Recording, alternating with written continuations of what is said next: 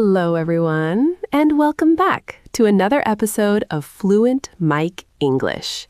I'm your host, Corey. And I'm Sharon. It is great to be back in the studio. Today, Sharon, we are tackling the biggest mountain for any language learner, the scariest part. Let me guess. Grammar?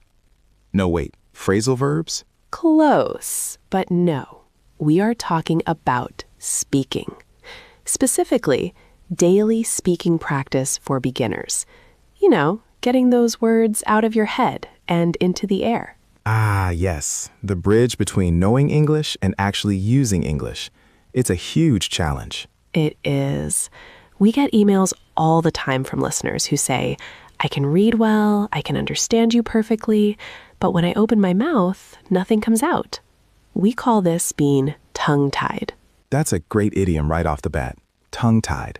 It means you are unable to speak freely, usually because you are nervous or shy, like your tongue is actually tied in a knot. Exactly. So today isn't about complex theory. It's about practical, actionable habits beginners can start today. Daily practice. I like that word, actionable. It means something you can actually do right now. Right. So Sharon, if you were a beginner again, starting from zero, what is the first thing you would do to practice speaking every single day? Well, assuming I don't have a native speaker living in my house, I would start with what we call self-talk or narrating your day. Narrating your day. Tell me more about that.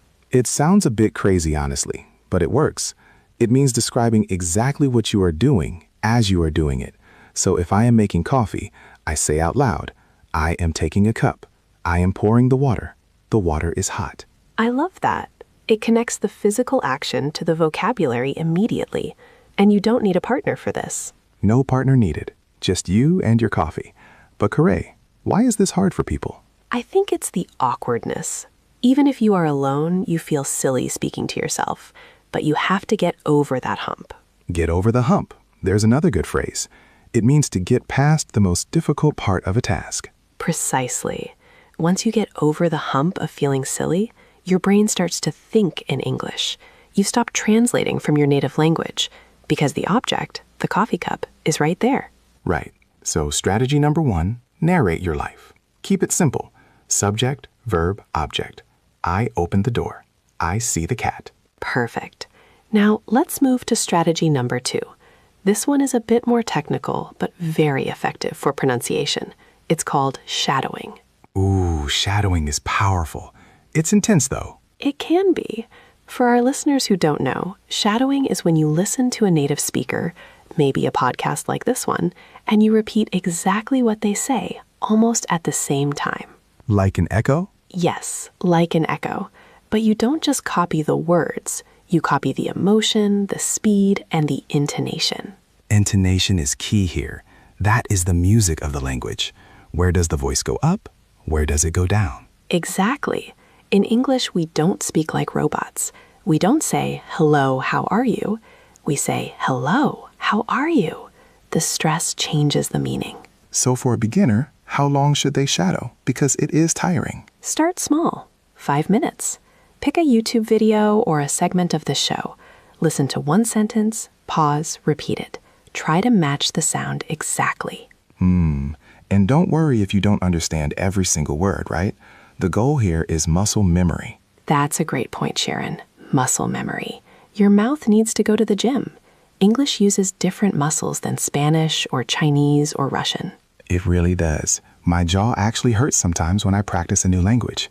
Okay, so we have narrating and we have shadowing. What is the third tip for daily practice? The third tip is the one everyone hates, but it is the most honest teacher. Recording yourself. Ooh, the cringe factor. The cringe factor is high. Cringe basically means to feel embarrassed or awkward. Nobody likes the sound of their own voice. But why is it necessary? Because when we speak, we think we sound like George Clooney or majestic royalty. But when we listen to the recording, we hear the truth. We hear where we hesitated, we hear grammar slips. So it helps you spot your own mistakes. It gives you feedback without a teacher. Yes. And here's a simple exercise. Use the voice recorder on your phone. Record yourself answering a simple question like, what did I do yesterday? Talk for 1 minute. And then listen to it immediately? Listen to it. If you hear a mistake, record it again. Try to make it better. It's called iterative practice, doing the same thing but better each time. I like that. It turns it into a game. Can I beat my previous high score? Exactly. And you can save these recordings. Imagine listening to your recording from today and then comparing it to one from 6 months ago. That would be incredibly motivating. You could actually hear the progress. Progress is slow, so having that evidence is crucial. Now, Sharon, before we wrap up, I want to address the mindset. Many beginners are terrified of making mistakes. Fear is the enemy of fluency.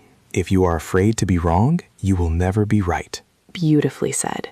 We need to embrace the mistake. In our community, we say, make mistakes your best friends. Because mistakes mean you are trying. If you say, I goed to the store instead of I went to the store, you still communicated. I understood you. And now you know for next time. Go is irregular. It becomes went. Right. Communication is more important than perfection.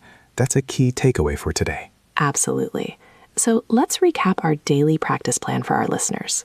Okay. Step 1, narrate your day. Talk to yourself while you do chores. Step 2, shadowing. Mimic native speakers to improve your rhythm and intonation. And step 3, record yourself. Be brave, hit the red button, and listen to your own voice. And finally, don't fear mistakes. Consistency is key. 5 minutes a day is better than 2 hours once a week. Just like going to the gym, consistency beats intensity. Well said, Sharon. Thank you for joining me today. My pleasure, Corey. Happy speaking, everyone. See you next time on Fluent Mic English. Bye for now. Thanks for watching. Please subscribe and like the video.